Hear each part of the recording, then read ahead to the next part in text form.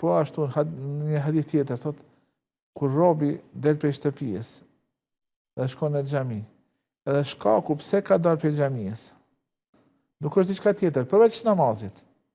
Thot, me çdo hap që e bën, i fshihet një mëkat, i shkruhet një sevap, edhe i lartësohet një gratë. Edhe ç'të du më nol pak. Edhe, thot, ai llogaritet se është në namaz, përderisa është në xhami duke e prit namazin. Do më thonë hoq? Del për shpije. Po.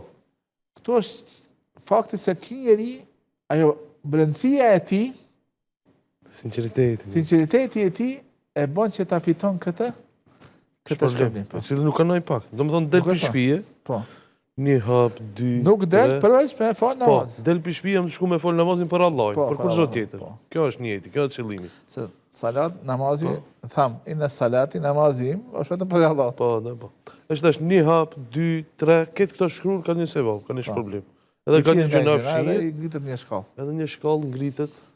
Tek Allah subhanahu. Do të thonë sevap i madh kanë më shkon xhamin. Si jo?